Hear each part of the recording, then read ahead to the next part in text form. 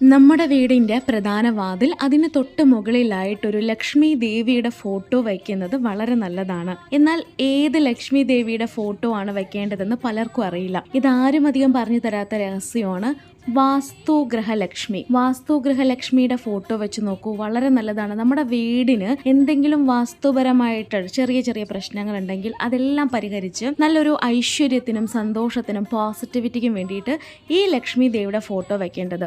ഈ ഫോട്ടോ ഒരിക്കലും വീടിന് പുറത്തല്ല കേട്ടോ, പ്രധാന വാതിലിൻ്റെ മുകളിലായിട്ട് വീടിനകത്ത് വേണം വെക്കാനായിട്ട്. കാരണം ഈ ഫോട്ടോയ്ക്ക് ഒരു പ്രത്യേകതയുണ്ട്.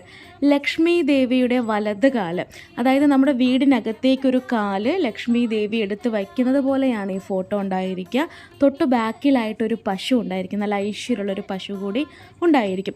ഇതുപോലൊരു ഫോട്ടോ വാസ്തുഗ്രഹലക്ഷ്മി എന്നാ പറയുക. വാസ്തുഗ്രഹലക്ഷ്മി നമ്മുടെ വീടിനകത്തേക്ക് നോക്കിയിരിക്കുന്നത് പോലെ തന്നെ വെക്കുക. വേറെ പൂജയും കാര്യങ്ങളൊന്നും ചെയ്യേണ്ടതില്ല. ദിവസവും ഇതുപോലെ നല്ലൊരു സാമ്പ്രാണി കാണിക്കുമ്പോൾ ദേവിക്കും കൂടെ കാണിച്ചാൽ മതി. മാറാലയൊന്നും പിടിക്കാതെ സൂക്ഷിക്കുക. 15 days once ഫോട്ടോ നല്ല പോലെ ഒന്ന് തുടച്ച് വൃത്തിയാക്കി ചന്ദന കുങ്കുമം കൊണ്ട് പൊട്ട് വയ്ക്കാം. ഇതുപോലെ നല്ല പച്ച കളർ സാരി ഉടുത്ത് ബാക്കിലൊരു ആന ഉണ്ടായിരിക്കണം. വലത് കാല് വീടിനകത്തേക്ക് എടുത്ത് വയ്ക്കുന്ന പോലെ തന്നെ വാസ്തുഗ്രഹലക്ഷ്മിയുടെ ഫോട്ടോ വാങ്ങിക്കുക കേട്ടോ. ഈ ഫോട്ടോ നമ്മുടെ വിബീസ് ലിറ്റിൽ വേൾഡിൻ്റെ സൈറ്റിൽ അവൈലബിൾ ആണ്.